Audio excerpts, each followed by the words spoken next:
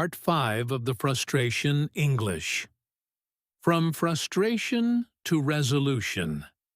Have you ever noticed how easy it is to complain, but hard to find a solution? In this part, we'll learn how to move beyond frustration and turn it into calm communication. When something goes wrong, don't just say, "This is so annoying." Try saying, "I'm having a problem with this. Can you help me fix it?" That small change makes a big difference. It shows you're focused on solutions, not just problems. Let's practice a few more examples. "You never listen to me." "I really need you to listen so we can solve this together." "This app doesn't work." "It seems there's an issue with the app. Could you please check it?" "I'm tired of this delay." "I understand delays happen. Could you tell me when it'll be ready?" See how polite and professional that sounds? You're still expressing your frustration, but in a way that invites help, not conflict. Now, let's talk about asking for help effectively.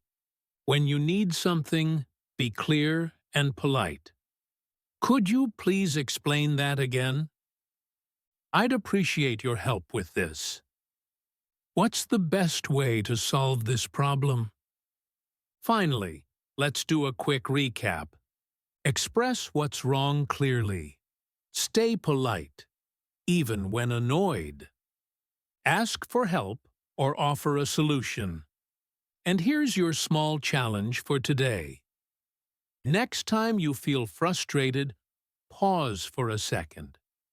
Instead of complaining, try one of these polite solution phrases. Step by step, you'll notice your English and your confidence growing stronger. Now we move to part 6. Staying calm and confident. Congratulations! You've made it to the final part of our Frustration in English series.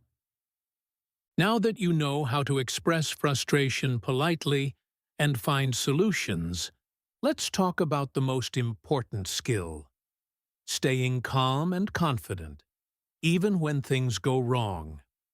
When you feel annoyed, your words matter. But so does your attitude. Take a deep breath. Slow down. It's okay to pause before you speak. If you rush, your tone might sound angry. But when you speak slowly, you sound confident and in control. Let's try it. "It's okay. Let's fix this together." "I understand. We can solve it step by step." "No problem. I'll try again." See? Calm words create calm energy.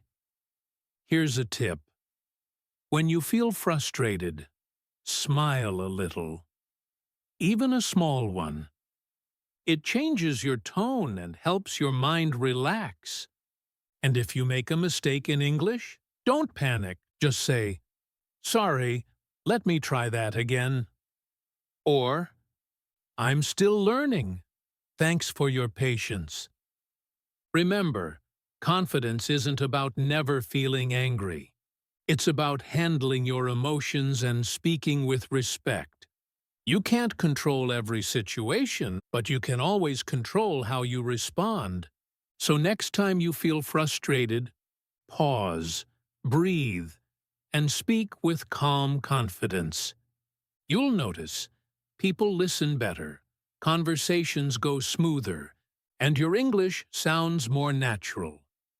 Keep practicing, keep improving, and remember, every calm word builds your confidence. Don't forget to like, share, and subscribe to your channel Easy English Journey.